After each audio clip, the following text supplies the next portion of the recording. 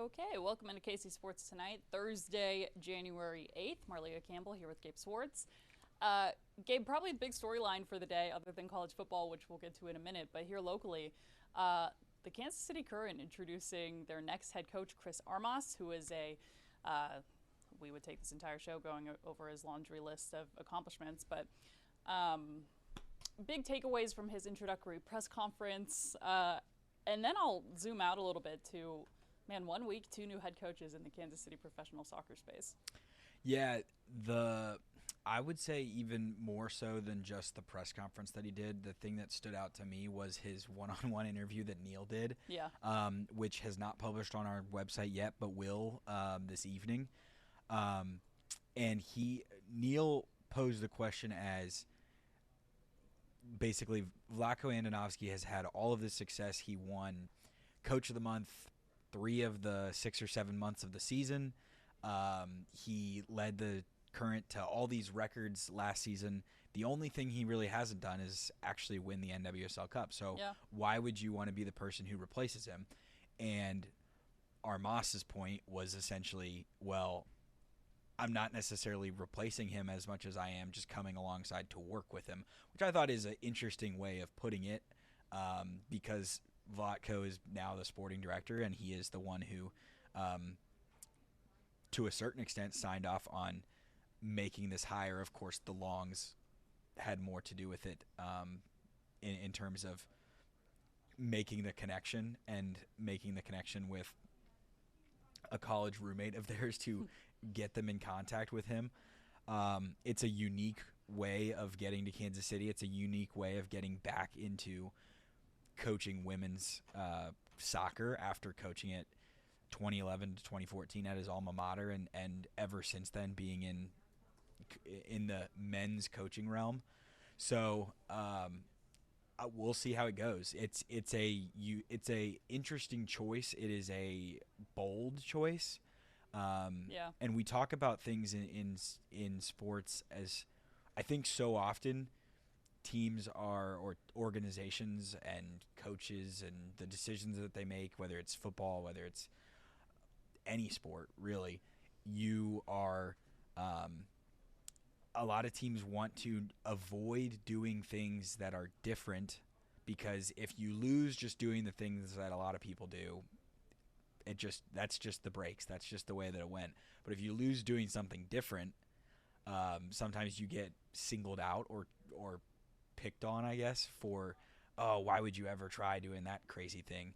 I think that this is a little bit of a crazy thing, a crazy choice, a different choice, an outside the box choice, and we'll see whether it works out for them or not. Okay, next on our docket, we're going to kind of fly through these. Because I want to get to specifically number 3, especially here in Kansas City. By the way, if you haven't listened to Armas's presser yet, as you mentioned, on KCTV5.com, streaming on KCTV5 Plus, I highly recommend, because, again, the Kansas City Current are such a pillar in our community, and this is the face moving forward. So also would recommend scrolling through the web story we have written up about him, his accomplishments playing for the U.S. men's national team, coaching in the MLS. I mean, it's a pretty interesting read, especially for Current fans out there. KU men's hoops. Gabe, I know you guys talked about this on the show yesterday. I was not on with you all, but you and I were kind of watching the TCU game adjacent to each other. Yeah. I just wanted to talk about it because what on earth was that? Unbelievable finish for folks who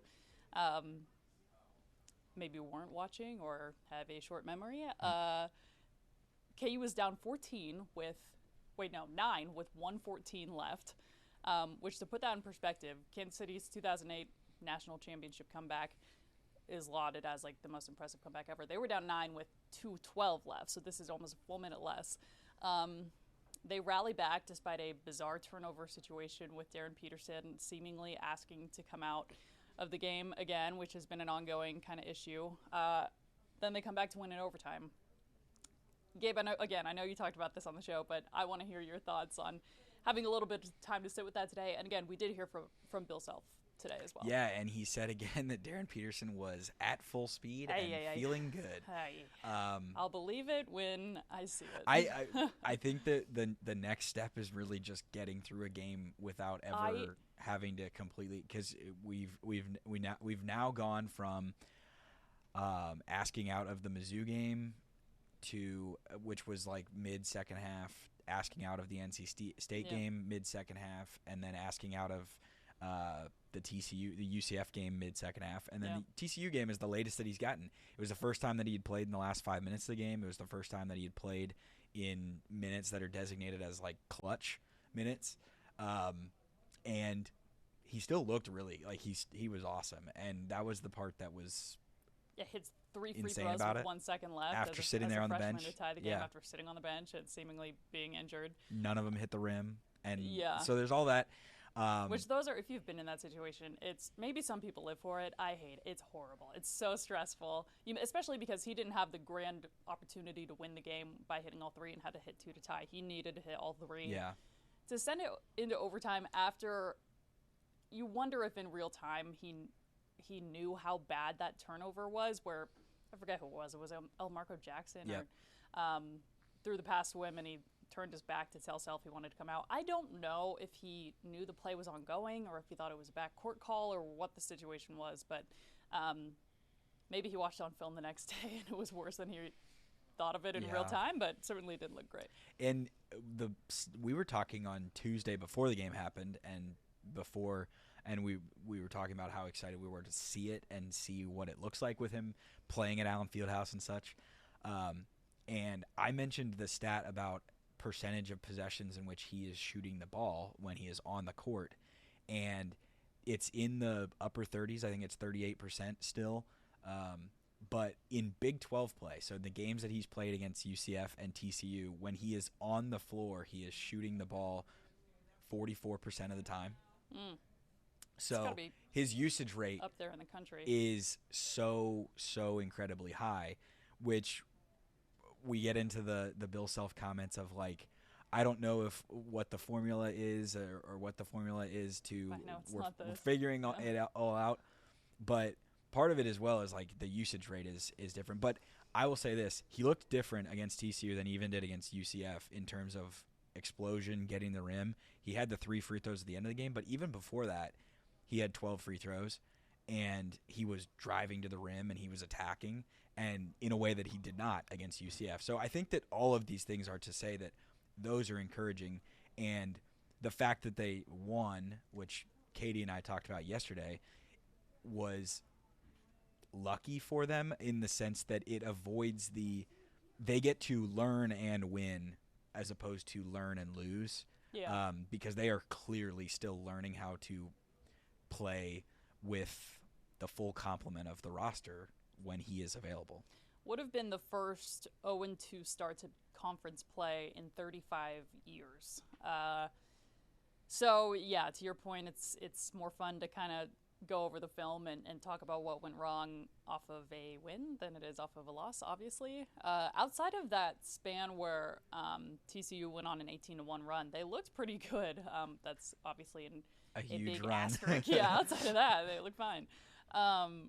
But yeah, a team with a lot of upside, and Peterson was healthy during that stretch too, so it's not like he suddenly went out. Yeah. But he also, I thought this was crazy, and like in the moment of it was being like, I don't think that this has ever happened before.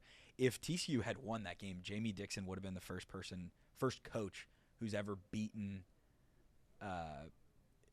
KU at Allen Fieldhouse with Bill Self twice. Yeah. And so they avoided that. Did you see in the game clip they aired a Bill Self presser from, what was it? Was it 2013? It was the Ben McLemore team. When he said something to the effect, I'm summarizing, but this is the worst half since like the Fog Alley team days. that KU has put on the floor since they were playing against Topeka YMCA. It's one of the best Bill Self quotes. Yeah, ever. Iconic. I'm glad that the broadcast crew dug that out of the archives, because that is peak Bill Self. And historically, I mean, in that 2022 championship run too, this is a KU team that lost at TCU and then one out from there. I think they won like 16 or something in a row, including the national championship. So I don't know what it is about TCU in the past, but whatever. KU gets to look past it and survive and move on to another one this week. But yeah, as you said, a little peek behind the curtain. I was working on our 10 o'clock show, and there are 5 seconds left heading into the commercial break. So I figured, great, that's about 3 minutes of a commercial break. By the time I get on set, we'll have a final score. I'll be able to say the game's over. And I'm saying in my ear, like, to our producer, is it going final? Is it going final? And he kept saying, no, there's still 5 seconds. And I'm like, what is going on? Game took another, 35 minutes after that. You got a replay review, and then you got fouls and free throws. Yeah, but I couldn't watch any of this. So I'm like, is my phone not updating? Like, so anyway, bizarre game. But Gabe, you wrote a nice piece about how literally historic it was in terms of odds of coming back and that sort of thing. So another one to check out on KCTV5.com. Okay. A lot to this today. One, I figured out how to spell carousel for those who watched us loyally. Progress. Two, I'm going to start with the Chiefs news and then broaden out to NFL news. But Connor Embry, reportedly, the Chiefs parting ways with their wide receivers coach, which is a move that I know some in the Chiefs discussion, dialogue, online space, whatever, have predicted, mainly because of the lack of, development issues within the wide receiver room. Gabe, just curious your thoughts on that news, and we can talk about the on-field wide receiver issues as a whole. Yeah, I think it had to happen just off of how poor that position group has executed things over the last 3 seasons. Yeah, and despite, if this were a Kadarius Toney and Sky Moore led wide receiver room, I'd be like, well, you worked with the talent that you had. Yeah. You had a healthy Rashee Rice, Hollywood Brown, Xavier Worthy. The list goes on. The group in 2023, you can say, they may have misevaluated in terms of how talented they were, and they whiffed on believing that Kadarius Toney could be a wide receiver 1. All of that is to say they were still worst in the league in drops, and he was in charge, and he allowed it to happen for that long. And then this season, you saw mental lapses. You saw this group, I think everyone would say, Xavier Worthy didn't necessarily develop the way that people wanted him to. And you can say, he had his ankle issue, he had his shoulder issue, all of those types of things. He still looked solid the first game that he came back against Baltimore. And then from that point on, it was like a plateau, or you could say it even dipped and got worse. So I think that this makes sense. I think that Matt Nagy interviewing for other jobs and having his contract expire and probably not coming back. I say probably because this organization has brought back so many people that have, in theory, been going elsewhere, whether it's players or coaches. I think I'm jaded in the interview talk with coordinator, because we've seen this a lot in the last couple of years specifically, and it's like this does likely seem the year that Matt Nagy moves on, be it in a head coaching position or elsewhere. But I mean, time will tell. But regardless, a lot of positions, coaching staff positions to fill, specifically offensively, heading into 2026. And we haven't heard anything about special teams. Yeah. That one was the one that I think you could make a case, you can make an argument for changes being needed, but ultimately when we hear from Andy Reid on Monday and he's on Zoom and talking about evaluating things, I haven't had the chance to go through it yet, but I'll get to it, and that's a process that we'll go through and all those kinds of things. It's essentially just a word salad for him to be able to buy time to make the decisions, and maybe the decision has been made already that Dave Toub is a guy who's been with him for so long that you just give him the benefit of the doubt that it was a bad year and he comes back. That's not something that some portion of the fan base is going to love. And I would say that that's something that, like, if Nagy does come back somehow and he doesn't get a job anywhere else and they brought him back, people aren't going to necessarily love that. And based on the way that this year went in terms of the failure, and I think you can make the argument across the entire league, it's the biggest failure organizationally when you go expectations minus reality. That delta is as big as anybody in the league. So they will be judged on what they put together in 2026, and ultimately Andy Reid will be judged on it because everybody knows that he's the one making the calls more so than Brett Veach is. But Mike McDaniel's out there now today. That was But the second it's like point. Yeah. I would be so excited about it, but I can't allow myself to even get to that point because I don't think it's something that they're going to entertain. I think it's more realistic that even he would rather go work for Dan Quinn, who he's already worked for before, and go back to Washington, or after all this stress and attention in Miami, where he seemed like he was just going through it with Tua and the injuries, Tyreek Hill got injured, all those kinds of things. Maybe he just wants to go back to San Francisco and work for Kyle Shanahan again, and he's had experience with that. And I would presume he wants to call plays if he's going to be an offensive coordinator, or he could still be a head coach. There's 8 jobs open now. All of that, and knowing that Andy Reid likes to have so much control over the offense, I don't think it's a realistic opportunity, even though it would thrill me if it was possible. Okay, last topic of the day. Unfortunately, Mark Palos is not on this show because he is I said unfortunately, because he is a U-Miami alum himself. He was at the last game, but college football Do we know, playoff, is he in Phoenix tonight? I have no idea. Let's see, what day is it? Thursday. So he has tomorrow He's got off tomorrow as well. off. Yeah, who knows? But busy day or busy weekend, I suppose, of college football. Gabe, maybe just a headline or two you're looking forward to. Yeah, it's refreshing, I think. This is refreshing for college football. I think year after year we kind of get beaten down by the same teams winning all the time. The same, not blue bloods, because more often than not in college football it's teams that have red colors, whether it's Georgia, Alabama, Ohio State, all these teams. I guess Indiana has red colors But they're there. not exactly. But they've never won a national textbook blue championship. blood, yeah. And Ole Miss football. that's playing tonight has never won a national championship. Oregon, that will play tomorrow night against Indiana, has never won a national championship. So 3 of the 4 teams that are in the Final Four have never won the national championship. So there's, even if you don't factor in the odds, 75% chance that we're getting a new national champion. Dan Lanning from Kansas City, so some people may be rooting for him. He is a Chiefs fan as well. And even, like, if Miami does win the title and Mark is the happiest man in the newsroom for the next month plus, year plus. Yeah. If that's the case, then we're getting a college football giant back in the picture, and all of the U is back, or people have said this, Texas is back, the U is back, USC is back, like to varying degrees. If they actually won a national championship, you would say definitively they actually are back being one of those top teams. So I think it's refreshing. I'm excited to see the 2 games the next 2 nights and the national championship on the 19th. And I don't know if I really have a team that I'm rooting for in specific, other than